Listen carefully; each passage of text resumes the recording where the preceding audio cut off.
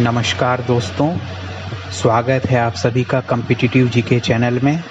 आज 7 अगस्त है। चलिए शुरू करते हैं आज के 10 सबसे अधिक महत्वपूर्ण करंट अफेयर्स का। सबसे पहला प्रश्न है, the Rajya Sabha pass the constitutional scheduled tribes order amendment bill 2021। It removes the Abor tribe from the list of identified STs in which state?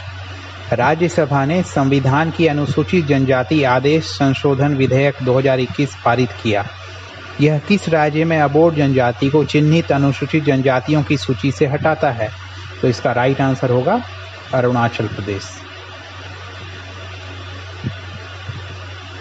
इसमें ये ध्यान रखने की बात है कि किस जनजाति को हटाया गया है, तो अबोर जनजाति को हटाया गया है, अबोर ट्राइब को हटाया गया है। और ये अबोर ट्राइब किस राज्य से बिलोंग करते हैं? तो अरुणाचल प्रदेश से ये बिलोंग करते हैं।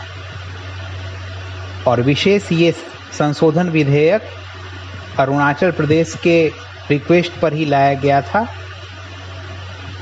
और ये इसी जनजाति पर लागू होता है। इस जनजाति को इस विधेयक द्वारा हटा दिया गया है।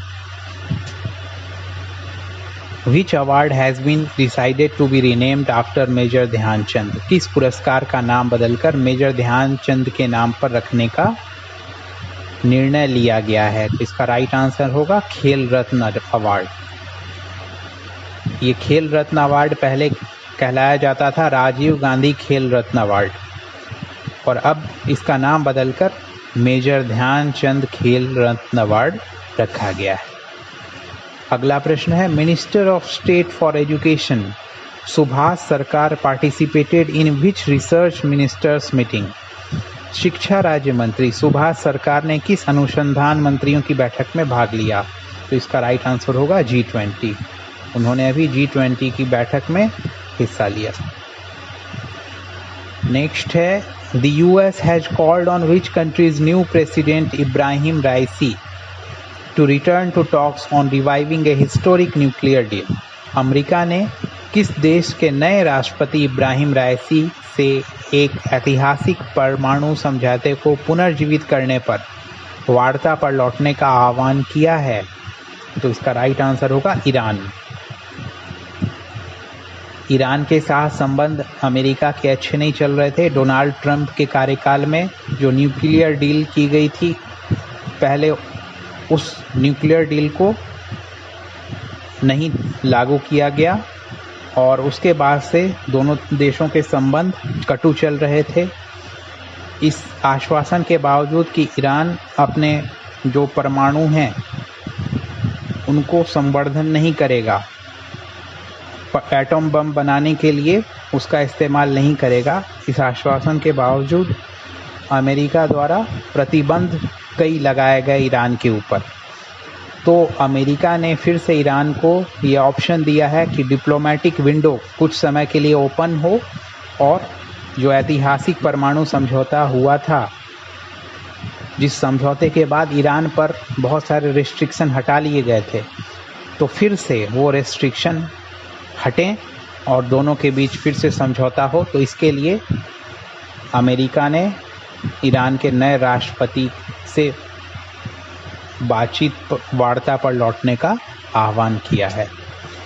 अगला प्रश्न, which country has band sunscreens containing chemicals that damage coral from all of its marine national parks? किस देश ने अपने सभी समुद्री राष्ट्रीय उद्यानों से मूंगे को नुकसान पहुंचाने वाले रसायनों वाले सनस्क्रीन पर प्रतिबंध लगा दिया है? इसका राइट आंसर होगा थाईलैंड। थाईलैंड ने हाल में ही अभी ये ऐतिहासिक निर्णय लिया है। छठा प्रश्न है, in a historic move which UT administration has decided to name government schools after the martyred personnel of army, police and CRPF? किस केंद्र शासित प्रदेश के प्रशासन ने एक ऐतिहासिक कदम उठाते हुए सरकारी स्कूलों का नाम सेना, पुलिस और CRPF के शहीद जवानों के नाम पर रखने का फैसला किया है? तो इसका राइट आंसर होगा जम्मू और Kashmir.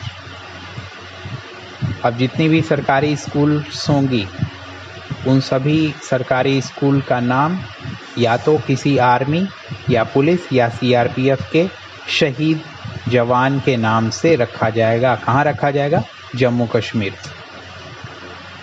Next, which UTs lieutenant governor has launched a new film policy to make the union territory a shooting paradise for film makers? किस केंद्र शासित प्रदेश के उपराज्यपाल ने फिल्म निर्माताओं के लिए केंद्र शासित प्रदेश को शूटिंग स्वर्ग बनाने के लिए एक नई फिल्म नीति शुरू की है? तो इसका भी राइट आंसर होगा जम्मू और Kashmir. Next, which state handicrafts and handloom corporation has signed A MOU with online retailer Flipkart for online sale and promotion of the products made by local artisans and craftsmen to customers across the globe? किस राज्य हस्तशिल्प और हस्तकरघा निगम ने दुनिया भर में ग्राहकों को स्थानीय कारीगरों और शिल्पकारों द्वारा बनाए गए उत्पादों की ऑनलाइन बिक्री और प्रचार के लिए ऑनलाइन खुदरा विक्रेता फ्लिपकार्ट के साथ एक समझौता ज्ञापन पर हस्ताक्षर किए हैं? तो इसका राइट आंसर होगा हिमाचल प्रदेश।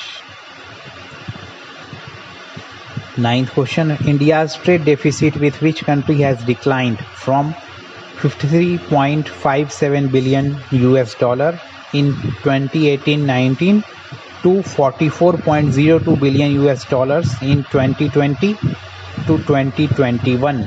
किस देश के साथ भारत का व्यापार घाटा 2018-19 में 53.57 बिलियन अमेरिकी डॉलर से घटकर 2020-2021 में 44.02 बिलियन अमेरिकी डॉलर हो गया है?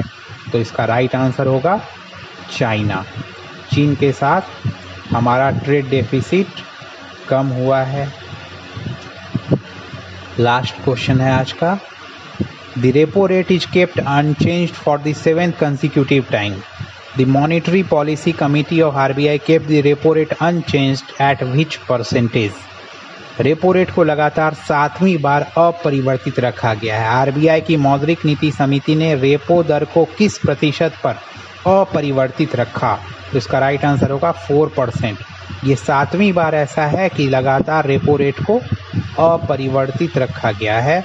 इसके अलावा जो भी रेट्स हैं, मॉनेटरी पॉलिसी कमेटी के द्वारा जो रेट्स डिसाइड किए जाते हैं, वो सारे रेट्स अनचेंज्ड रखे गए हैं। तो आज के ये 10 मुख्य प्रश्न थे और हम आज से प्रतिदिन 10 क्वेश्चंस के बाद एक मोटिवेशनल थॉट आपके आगे रखेंगे जो आपको अपनी स्टडी में ऊर्जा को बनाए रखने के लिए बहुत कारगर साबित होगा।